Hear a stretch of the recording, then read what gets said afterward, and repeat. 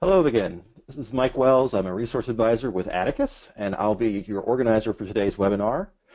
Today we're talking about the Solo Practice Profit Scorecard. Do the math and grow your practice. But before we begin, I need to go over a few logistics with you. The first off, if you have not been familiar with Atticus, Atticus was founded in 1989. We have a focus, if we can advance the slide, of increasing your personal income, your gross revenues for your firm, helping you reduce stress and the number of hours that you spend in the office. We help you develop greater career satisfaction and allow you more time for family and personal interests. All of this is supported by our accountability programs and our coaching programs.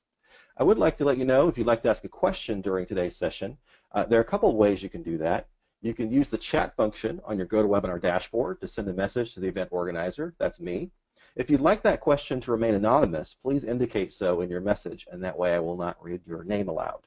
You can also click the hand icon on the dashboard if you have a question or comment, and we'll call on you during our question session at the end, and we'll unmute you so that you can be heard by the group. Today's presenter is attorney and practice advisor Steve Riley. Steve has been coaching attorneys for close to 20 years now. He's been a practicing attorney out of Florida, built and sold his own practice. His W Revenue Workshop was featured in Lawyers Weekly. You may have read about that. So without further ado, I'd like to go ahead and introduce Steve. Steve, thank you for joining us today to talk about this scorecard. Thanks, Mike. Welcome, everybody. Good afternoon or good morning, depending where you're at. And I'm really excited about today's topic because today's topic is really designed to look at two predominant goals. Number one is to give you a framework and mindset to think about the future of your practice. So like when you're saying, I want to grow my practice, or I'm not really sure what I want to do with this, or I want to do with that, we are really going to give you a context to think about your practice and give you the capability of self-assessing your score, like how well you're doing. And how we're going to do that is that we're going to introduce the Solo Practice Profit Scorecard. Now, it's a mouthful, but what we did in preparation of this webinar is that we actually went and looked at what we consider best practices. So these are, from our perspective, 25 years of coaching, consulting, working with lawyers around the country. We're probably working with over 400 law firms now in a variety of different capacities, whether through the group workshops or one-on-one coaching and consulting. And predominantly, we're in the solo and small firm niche. So if you're a solo attorney, this is perfect for you. If you're in a small firm, up to probably 15 or 20 partners, this is still going to work for you because you're part of an enterprise that you can directly influence.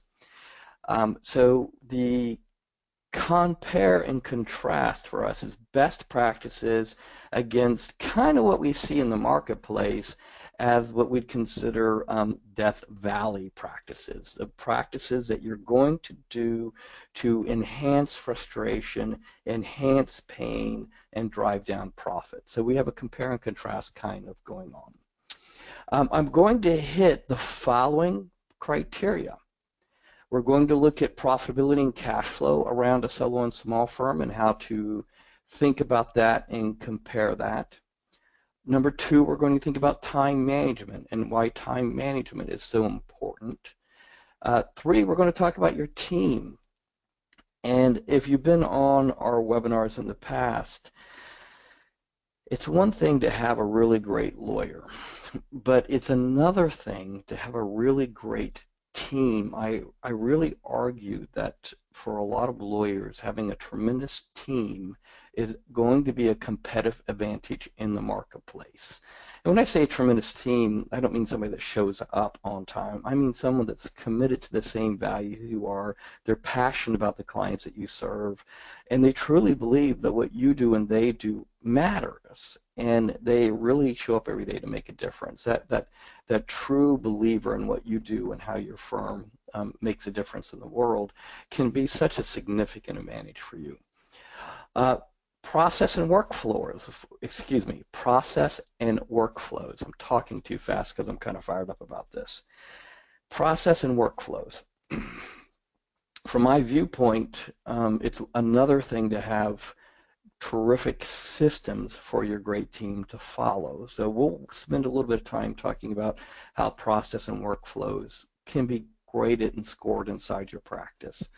Marketing to new prospects and being really clear about how do you go out in the marketplace and market and make a difference.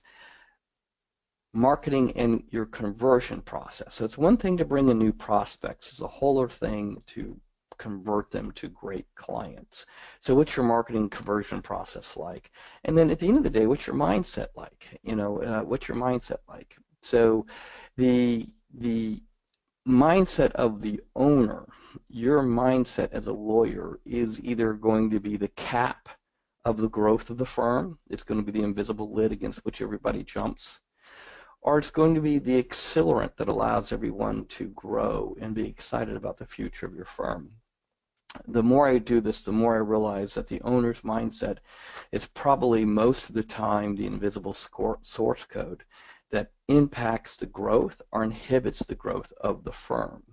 And the lawyers will look at the marketplace and say, well, it's because of the market. You don't understand, Steve, I'm in Kentucky, or I'm in Florida, or I'm in California. The market's too rural, or the market's too competitive. 99% of the time it has nothing to do with the market. It has everything to do with the mindset of the lawyer.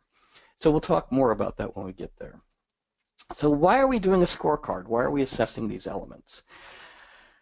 Well, Peter Drucker basically quoted, if you can't measure it, you can't improve it. And the scorecard gives us a great opportunity to self-assess where you're at. You're probably not in a great position to successfully run a great practice until you start to define what success looks like. And you really can't measure progress until you really create a context of what progress means. So without clear objectives, you're just kind of doomed to live in a state of guessing. And Drucker gives us great clarity. If you can't measure it, you can't improve it. So it really makes us think about how we measure things, how do we assess things. And one of the greatest quotes I've ever heard that has been a guiding post for me, and it's been that all truth in life, all progress in life begins when you tell the truth about something. So when you start to tell the truth about where you're at in your practice, and you start to tell the truth about what you're doing or not doing in your practice, it starts to give you clarity about what you need to do and why you need to do it. So one of the interesting things about this is really starting to figure out how to assess where you're at and what you're doing. Now, with that being said, let's do some thinking and some math. There will be some math involved, but the great thing is Mike Wells, who's brilliant, has helped those of us that are math impaired, and those of us that are not math impaired. I'm sure your iPhone or your smartphone or your good calculator can help you do some math. But with that, let's introduce the scorecard. And Michael, if you could take a moment and please share with everybody how they can download this. Sure. On your GoToWebinar dashboard, you'll see a section called Handouts, and there are two handouts there. It's both the same form. One is an Excel spreadsheet that will auto-populate based upon your entries and do the math all for you, so easy peasy there. The other one is a PDF version that you can also fill in the form fields or print it out and fill it out by hand. So if you have any difficulty downloading that form, you can directly message me, email me at Mike@Atticus Online. I can get you that form right away. Even during this broadcast, but you should be able to download it and open it up right on your computer right there, and then you can follow along as Steve walks you through how to use the form. Yeah, so you can either download the PDF and print it out and handwrite your score, or you'll have this incredible form that Mike created for you, and you can download that and work on it directly on your desktop, or like if you work like I do, multiple monitors, you can do it on one monitor and watch the webinar on the other monitor. So as I walk you through that. So thanks, Mike. I appreciate that. And great work, by the way. This is really great work that you've done. So, before I forget, what I would suggest that you do in the upper right-hand corner is put your name and today's date. One of the things that is very useful when you create a tool like this, and we use tools like this in our programs, is that you can see where you're at a certain date and time. And so it's really helpful just to put down the date in your name. I'm amazed at how many times I've gone back to tools that I've used in in my life and notice where my thinking was at and how much has improved. The other thing is that you'll notice that you have the upper right-hand corner is your prior score and your current score. Now, you've never taken this test before. You've never taken this Solo Practice Profit Scorecard before, so you won't have a prior score to compare it to. But what we're looking for is that if you're in a group program or one of our workshops, you'll have a prior score when you took the test before. And since this is a spreadsheet you can update or a tool you can update, you can have your prior score and then you can have your current score. So you can just start to measure where you're increasing or decreasing in particular categories. So this is really what the tool is designed for. So it's designed for ongoing use so that you can keep looking at where you're improving or perhaps, unfortunately, where you might be regressing in your practice. So that's how the tool's structured. Great. With that, let's go to work. So profitability and cash flow. And this is really, like I said, a self-assessment. So the very, very frustrated level and probably a predictor about how you may feel about your future is the first box. I constantly feel stressed out about cash flow, and I don't think I'm paid enough for the work I do. In fact, you might feel some level of resentment about your practice.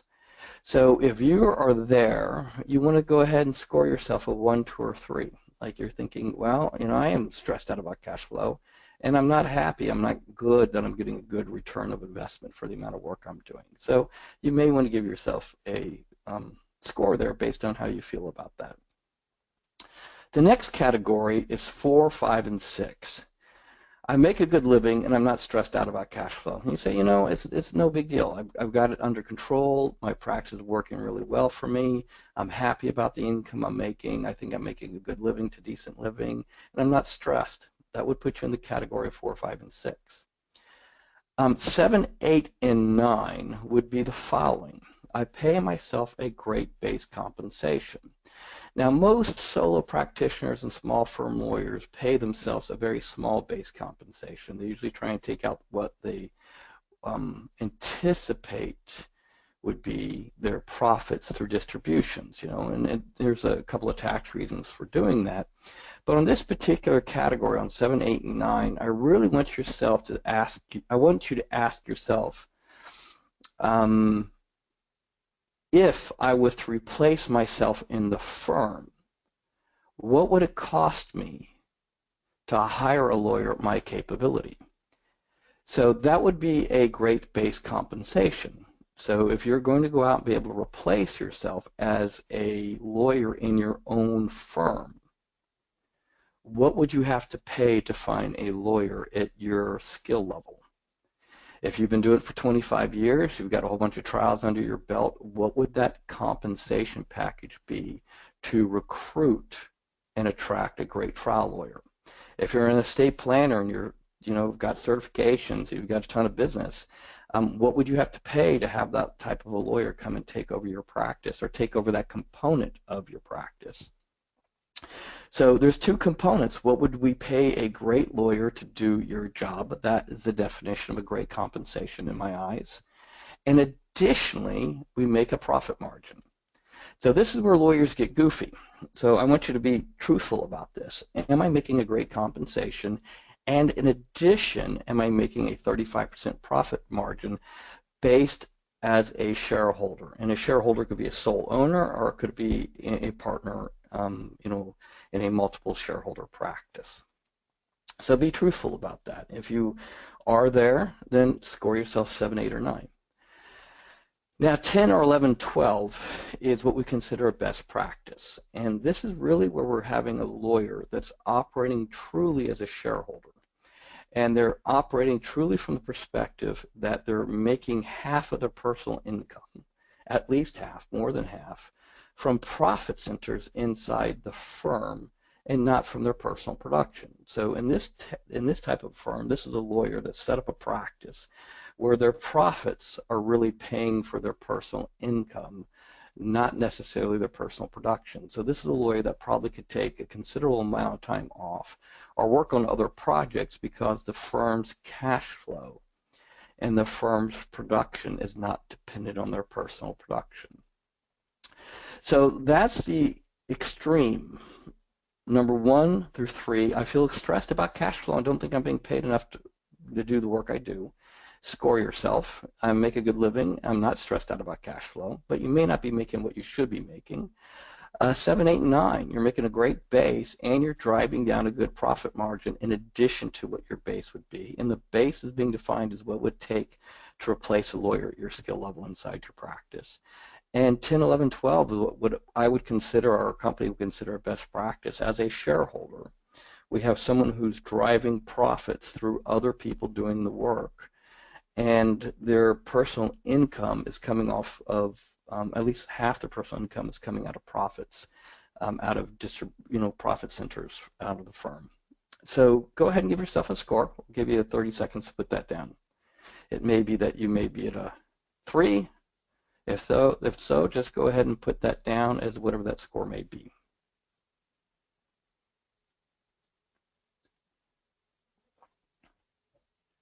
Terrific. Let's move to time management. So I get in early, stay late. I work most weekends, and I'm not in the office working. I'm on my phone or checking my email while I'm out of the office. This is going to be a lawyer that the first thing they do before they probably even finish their cup of coffee in the morning is look at their email. This is a lawyer that probably goes in Saturdays and Sundays, even when they're not sure what they're doing on a Saturday and Sunday. This is a lawyer whose time management is completely in the tank. They are out of control. Their practice owns them. They don't own their practice. They are addicted to the urgency of what's going on via email, and they have set up no systems process, and they're really just out of control. And they'll say really great things like, well, I love what I do. I love what I do. I love my clients. My clients love me. And it's really a rationalization for saying, I'm totally out of control, man. I'm out of control, and I don't know what to do about it. So that's your 1, 2, and 3. 4, 5, and 6.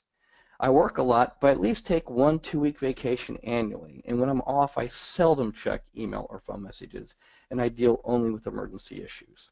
You got to tell the truth about this. So if you're one of those lawyers that goes on vacation with your family or wherever, and you get up early in the morning and you continue to work, you're still working. You're not on vacation. You're just working remotely. I don't care if you're skiing in Colorado and your practice is in Atlanta. If you're on the laptop or your iPad or on your phone, you're just working remotely. You're just working virtually. You're just working somewhere else. I don't care whether in the office or on the other side of the world, you're still working. So you got to be honest about this. If you go on vacation, you can actually vacate, meaning that you can go for a 24-hour window without checking email or phone calls. Then that's probably, 1 vacation day. But if you're at a point that you're being controlled by your electronic leash, being email and phone calls, then you have to tell the truth about that, because that tells us that your time management is improving, but not where we need it to be. It tells us that our systems are improving, but probably doesn't tell us. It tells us they're not where they need to be. The next one is I don't work weekends. So I have a 4-day work week, hopefully. I average probably 4 weeks off a year. While I'm off, I don't check email or phone messages. This is typically when we see a lawyer is getting their time management under control. They've got their pricing under control. They've got their team working in a positive direction. Their systems are moving where they need to be, and they basically can step away and have the practice work for a period of time without them. Best practices, 10, 11, and 12. I can take 175 days off, and the firm works fine, if not better, as opposed to when I'm there. I was just talking to one of my clients earlier. She had a week's vacation, no email, no phone call, and came into a significant amount of checks. That's what I'm talking about. When I'm off, you don't have to check the email, you don't do client work, you don't have to take phone calls, because your team can handle the workflow. They can handle the workload. They can handle the new client intake.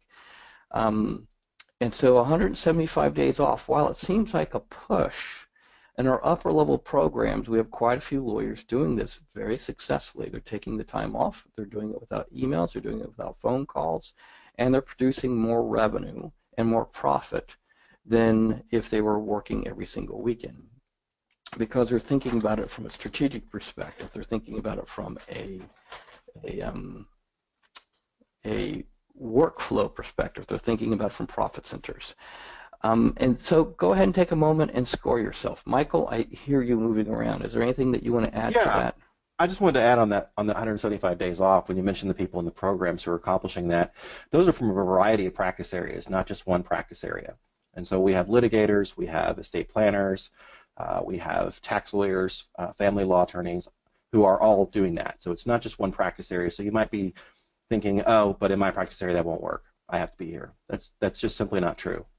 Yep. Or my clients won't let me. If that's the case, you know, you have to think about what your client selection process looks like. Or my staff, which is a great one that we can talk about next. So go ahead and score yourself. So here's our next one. Whoops, I jumped too far. So this is a great team. And this is what, just go ahead and tell the truth about this. I avoid hiring, training, and managing people because nobody can be trusted to do the work and handle the firm's clients as well as me. I can't find anyone good to hire. This is an important one because a lot of times I'll be at programs speaking. I get asked to speak a lot. I get lawyers all the time coming up to me and they go, look, you don't understand, Steve. I'm not going to hire anybody because everybody stinks. Anytime I go in the marketplace, I find terrible people. And when I do hire somebody, they can't be trusted. They're not trustworthy. Man, you know, you got to think about this. You got to think about this. It may have more to do with your hiring, your training, and your managing skills than it has anything to do with the people in the marketplace. There are lawyers that are successfully finding great people, training them to do great work all the time. So, you know, you've got to ask yourself, it might be, if you're there, it might be something you're bringing to the party, not the people that you're hiring. 4, 5, and 6, I'm constantly frustrated. I think I may have adopted my team. I feel like I'm often cleaning up their messes, and I'm frustrated by the constant interruptions. This one's one of my favorites. You may have heard me talk in the past. I don't think most lawyers hire people. I think they adopt. And if you're using a template where you're trying to manage people because they're, quote, part of your firm family, or we're friends first, or, you know, they babysat my kids 10 years ago, or whatever the issue is that you're telling yourself, and you're afraid to confront them because they're constantly doing poor work, or they are late all the time, or whatever the issue is, if you're afraid to confront them and you go home and complain about them to your spouse, or worse, you complain about them to other staff or your partners, you may have an adoption issue. And if you've adopted somebody, you've lost the capability of managing them, because once they figured out that they've been adopted, then they own you. You can't manage them.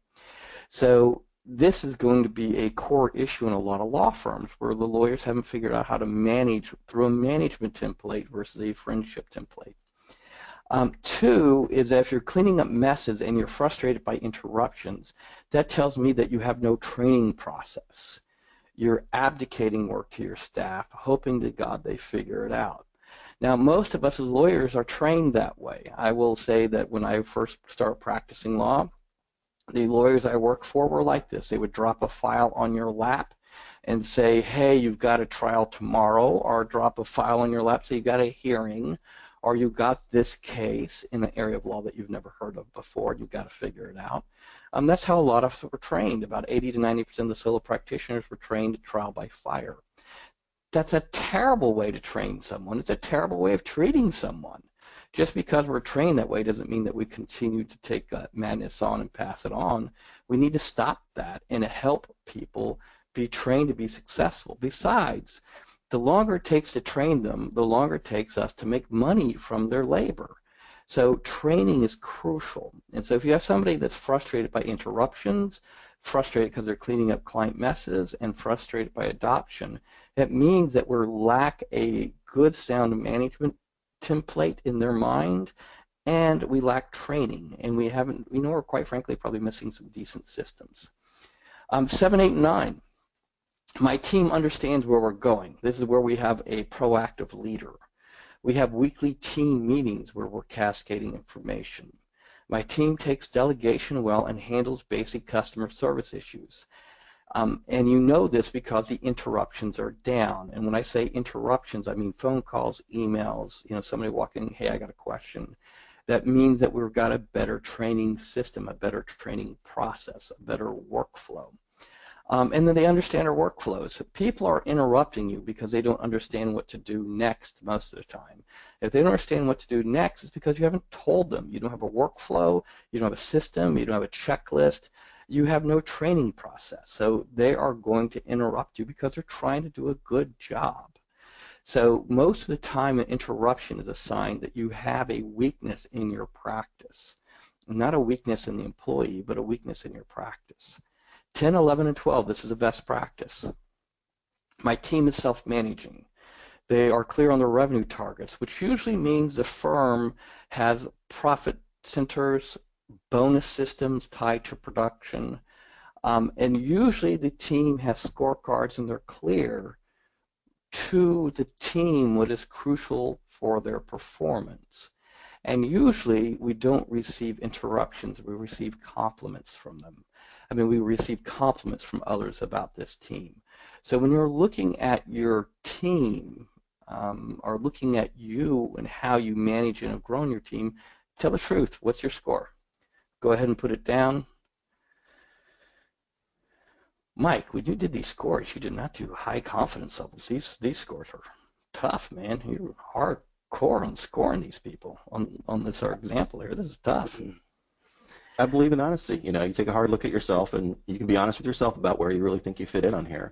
Those are just examples. Some people may fit a little higher, and you'll see on the next slide we'll have a few higher numbers. So good. I like that. I like that. I was getting depressed here. Process and workflows. I don't have any systems or checklists or processes to handle workflow and customer service. We don't have or use an office procedure manual.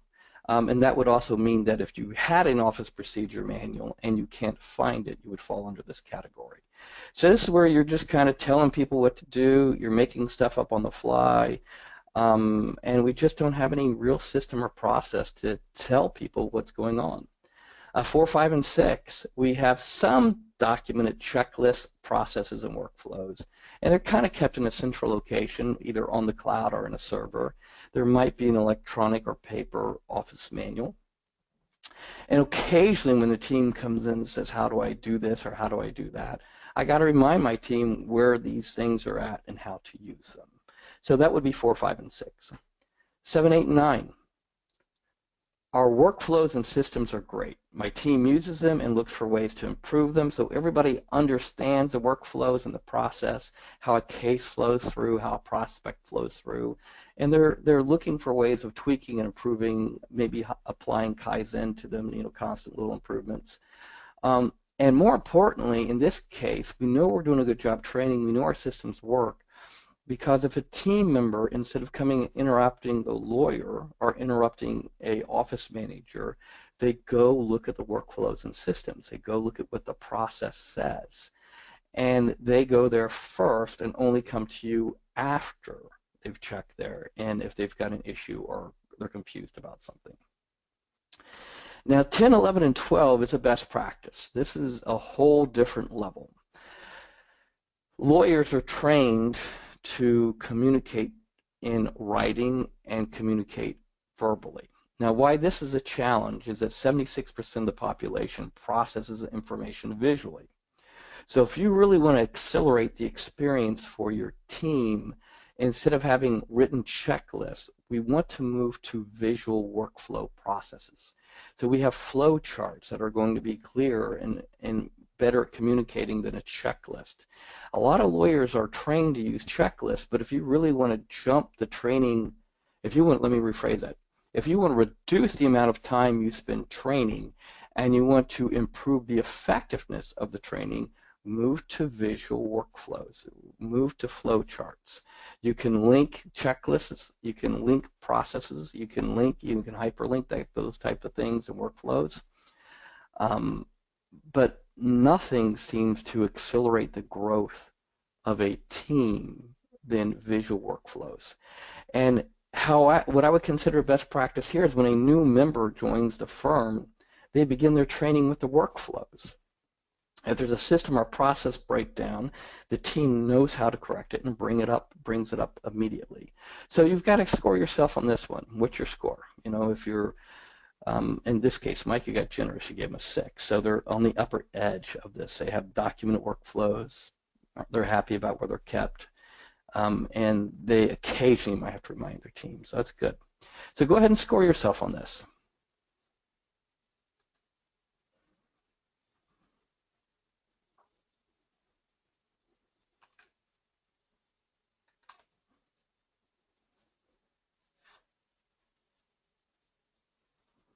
All right, so let's move on to the next one. Hopefully you've scored on that one. Michael, anything you want to say before I start to work on the next one? No, we're good to go here. Wonderful. And of course, if you've got a question or an issue, don't hesitate to raise your hand, or if you need clarification, raise your hand. As Mike talked about earlier, we'd be more than happy to answer things as we float along. Great. So let's talk about marketing to new prospects. Now, I just did a workshop a week ago, and I had to draw a very bright line, a very strong line in the sand to distinguish vocabulary. So I'm going to attempt to do that with you right now. A prospect is someone that may be a potential client. They're not a client. They're someone that has not hired you. They have not given you money, nor have they signed an engagement letter. A prospect may be someone who you're giving free advice to, but while ethically that makes them a client, business-wise, it's kind of stupid. But I want you to think about it in your mind. How can you help you and your team distinguish between prospects and clients? So when we look at this, I'm really marketing to new prospects, and I may be marketing to prospects directly, or I may be marketing to referral sources that send me prospects. And when I was practicing estate planning, I got a lot of referral sources from allied professionals, CPAs, certified financial planners, life insurance agents, trust officers. Those would be referral sources that would send me prospects. When I was doing PI and advertising, we used TV to advertise directly to prospects. So, you know, there's different ways that you market to new prospects or advertise to new prospects. If you do search engine optimization, you're advertising to new prospects just using the internet as your advertising medium, or your advertising distribution center, I should say. So when you look at this, here's how I want you to score yourself. If you're out there marketing, you know, you're going to get 1 score. If you're not doing marketing, it's a different score. So I have no time to market. If I did have time to market, I wouldn't do it anyway. I would rather just practice law. I don't want to feel like a salesperson. I don't want to feel like a used car, you know, salesperson. I just don't want to feel bad about myself. I went to law school to avoid marketing. I went to law school to, quite frankly, avoid any type of marketing. So score yourself there, because that tells us that, you know, your practice from a marketing perspective will probably be in Death Valley for a considerable period of time, because we have no marketing skills or no marketing desire. 4, 5, and 6. I have marketing opportunities that come to me, and they may come to you through referrals. They may come through to you by people asking you to speak. They may be coming to you through introductions. And you're happy to reactively take on meeting with prospects, meeting with potential referral sources, but you're not proactively going out and seeking new referral sources, seeking new clients, or seeking marketing opportunities. And the distinction here is reactive or proactive. If they're coming to you, great. But if you're not proactively going out and developing new relationships, proactively going out and developing new opportunities, then you're probably going to be in the 4, 5, 6 category. Great. 7, 8, and 9. This is where somebody's really getting their feet under them from a marketing perspective. I know what to say, I know when to say it, and I know how to say it. However, I know that in some areas my marketing could use some improvement. So they're proactively marketing. They know what to say, how to say it, when to say it. They know who to talk to. They're out there in the marketplace, whether it's doing search engine optimization, TV advertising, or referral-based marketing. They know what to say. But they're clear in their mind they could use some tweaking. 10, 11, and 12. I have a strategic approach to marketing. I receive a constant amount of high caliber business, and my competitors are jealous and annoyed with your marketing success. Now, this is probably when you're going to be considered a market dominant player. And one of the ways that you know that you're a market dominant player is when your competitors get annoyed with you. They tell you.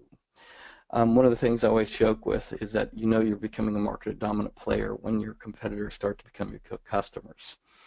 That's one of the criteria I look for. But you want to go ahead and score yourself here. Where are you? Are you a 7, 8, 9, 10, 11, 12? In this case, Mike gave this one a 7. So great. So go ahead and score yourself, whatever you might be. Terrific. Marketing and prospect conversion process. This one's a little different. So above, we were talking about going out and marketing to new prospects. This one is talking about what do we do when a prospect starts to come into the firm? What's our conversion process, taking them from prospect to client? So 1, 2, and 3 is I do all the marketing meetings. I do all the initial meetings with clients. I manage all the marketing projects. All the marketing depends on me. And my marketing depends on my cash flow. When I don't have any cash flow, I market. So this is someone that's going to have inconsistent cash flow because they have inconsistent marketing. It's an ebb and flow practice. Their cash flow goes up, their cash flow goes down. Their clients come in, their clients go out. And this is somebody whose inconsistent marketing really comes as a knee jerk where they said, oh, well, I'm all caught up. I've got no work to do, and they frantically go out there and try and drag business in the door. This is a really difficult practice to be part of and be in because it's always going to have ebb and flow cash flow. It's always going to be up and down, up and down. If you're having peaks and valleys in your practice cash flow wise, it may be a lot to do with this particular category, your marketing and prospect conversion process. 4, 5, and 6, my marketing efforts, including my website, don't bring me the right kind or enough clients. I know what to do, but I'm either failing to do it or I'm too busy to do it. Overall, I'm not getting a good return on investment on my marketing efforts. So you have a sense of what you need to be doing. It's just we just don't have everything, working together in concert to bring you high caliber clients. And our marketing is not bringing up enough clients. So we don't have the right clients, and we don't have enough of the right clients. So score yourself 4, 5, and 6 if you're in that category. 7, 8, and 9, we have a marketing and prospect to client conversion process. So in this firm, we strategically have an understanding what we have to do to take a prospect and make them a client, and we know the process for that. More importantly, they know what an ideal client looks like. They know what their A+ high profit margin cases look like. They know what an ideal referral source looks like. And if they're not contingency fee, meaning they're hourly or a fixed price shop, then their pricing is excellent. They feel very, very comfortable that their pricing is right where it needs to be. And hopefully they're consistently doing at least 3 marketing contacts per week. And in this case, seeing that they have an annual marketing calendar, so they're able to plan out their marketing events, their marketing campaigns, their marketing activities, whether they're referral-based marketing or workshops or an annual charitable event, whatever it may be. We've got a year at a glance from a marketing perspective. We have a nice flow to it. 10 and 11, 12. We are a marketing and conversion machine. And this is usually where the lawyer can absolutely influence an uptick in new business whenever they want it.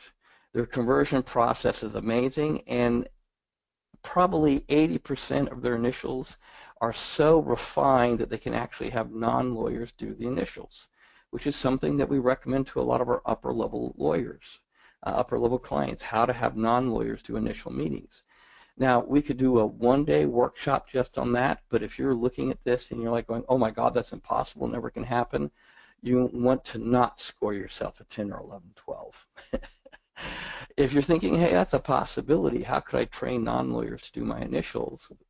Because I can screen a lot of people out, we can price our services better, then you want to look at a 10 or 11, 12. So you want to think about that and what your mindset is on how you respond to those. Great. Mike, anything you want to add to that one before I move to the next one? No. And no questions have come in yet. Oh, great. That's totally fine, bud. That's fine. I just want to make sure.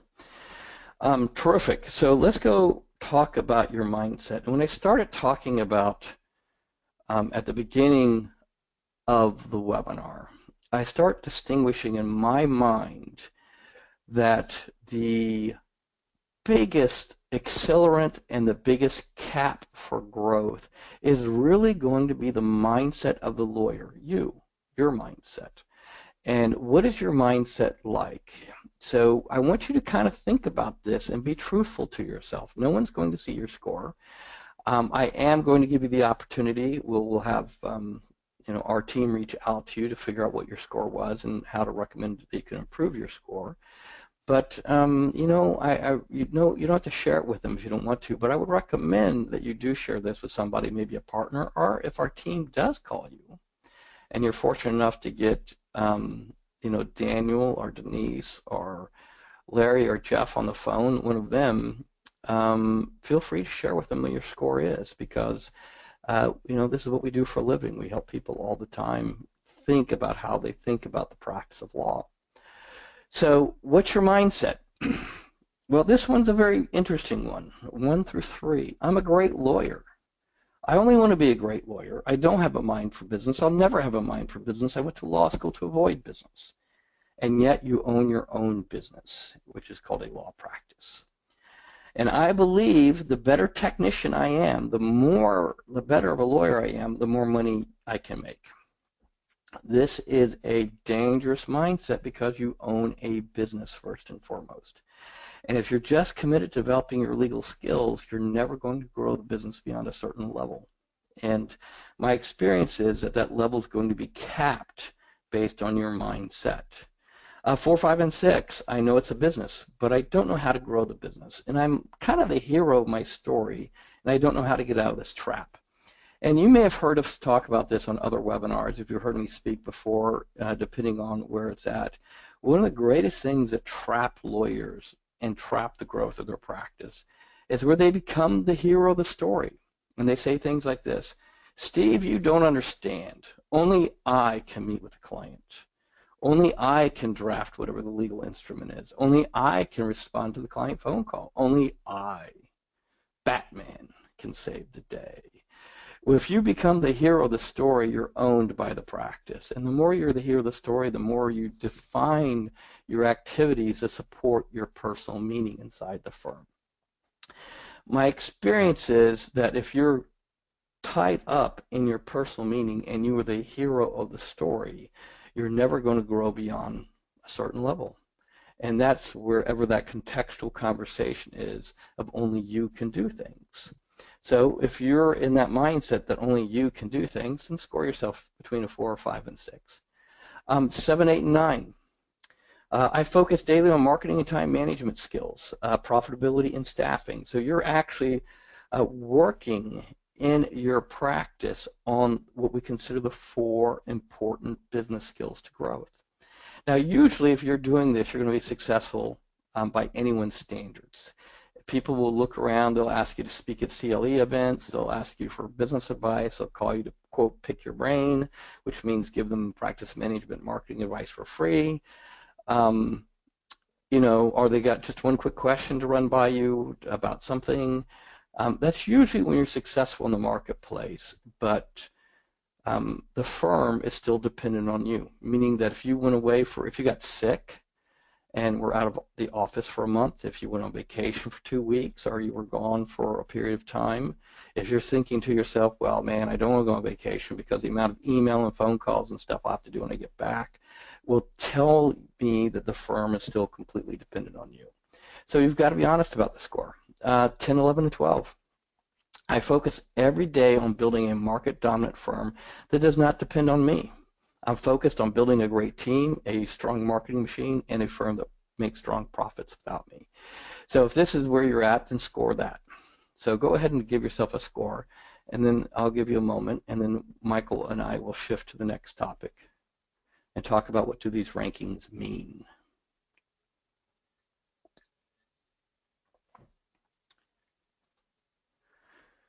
So what does it mean? What do these rankings mean from our perspective? Well, if you've got a 1 to 3, you want to acknowledge there's evidence that you're struggling with the issue and you're having poor results. You've got no plan to improve. You're really not thinking about it. So if you tell me, Steve, I've got a 3 or a 1, it tells me that you're either ignoring the area, ignoring the issue, you're taking an ostrich strategy where you're putting the head in the sand, hoping to God it will go away, or somehow another it will magically improve. You're not doing any thinking about it, or you don't even know how to think about it. So that's what 1 to 3 means. And 1 to 3 is going to be a source of great frustration for you in the future. So I can only encourage you to say, you know, if you've got a 1 to 3 in that particular area, what can we do to help you jump? What can we do to help you move that score forward? What can we do? Because that's going to be a source of misery in the future, or probably maybe a source of misery today. 4 to 6, you're not failing per se, but you're certainly frustrated with your firm's performance. You need help implementing some of the foundational business growth elements in your practice, and that's probably the key word there, business growth elements. 7, 8, 9, you're doing well overall in managing this particular issue. However, you generally know there's still room for improvement and you're committed to getting better. And you're ready to launch some form of improvement plan to take that to the next level. 10 through 12 for us is you're pretty much mastering the issue, but you're ready for a bigger game. And that's usually where we have a lawyer that's really, really strong in an area, but they may make the mistake of becoming an arsonist. They may catch things on fire just so they have things to put out. So if you're a superhero and you're used to being a superhero, you need somebody to come to the rescue of. And sometimes lawyers will create fires in really good practices just so they have something to do. They can run around with their superhero cape and put things to put out. And I've noticed it. A lot of lawyers, when they get to a certain level and a certain age, they're very, very successful, they'll start to set things on fire just so they can come to the rescue of people. So this is dangerous because if we're got you in a realm of best practices already, we need to keep you there and make sure that you're not getting bored and you have some bigger goals and bigger issues that would be exciting to you so you don't set anything on fire. So I've done the math. You see where you need improvement, but what does the overall score mean? Generally, if you're under 60 for us, we're going to recommend that you look at doing something like the Practice Growth Program, which is probably the fundamental go-to program in our company to help a lawyer develop business skills to grow their practice. If you're 60 and over, you're probably going to qualify for something like Dominate Your Market, which is our upper-level program for lawyers that are looking to do just that, dominate their market. But if you're, that's kind of the dividing line for us. 60 and over means I'm probably talking to someone who's in the mastery or on the way to mastery. If they're under 60, I've got someone that's, probably a great lawyer, but they don't have the business skills. They're not learning the business skills that will help them take their practice to the next level. So if that's the case, what should you do next? What should you do next? Well, my first recommendation is just for fun, keep a blank copy of this tool on your computer desktop and maybe put a note on the calendar for you to score yourself every 90 days to see where you're improving. Now, if you're in one of our group programs, you're probably going to be in a constant conversation about that. But more importantly, we also want you to score to see where you're not improving, where you're not making progress and why. The second recommendation we have is to take a deeper look at your practice and really start to ask questions about your leadership and management skills. The scorecard may give you some direct feedback at your performance as a manager. And no one will give you feedback that works for you. They'll never tell you directly. They may tell their spouse what they think about your management skill, but they'll never tell you directly. And so this is a cool way for you to kind of do a 360 about how you're doing managing and growing your firm. Hopefully for some of you, if you've got a really low score, it may be a wake-up for you to take some action to increase your score and increase your profitability. Regardless of what your score is, and you're looking to take your score to the next level, regardless of whether you got a 60 or above or a 60 and under, my recommendation is, if you're working with us or looking to work with us, is to start with what we call a practice growth diagnostic. And this is a very, very great way of getting another professional's feedback about how you're doing on growth issues. So first and foremost, it's going to be a self-assessing score, kind of similar to this, but not much more in depth, around your profitability, your time management, your staffing, your marketing.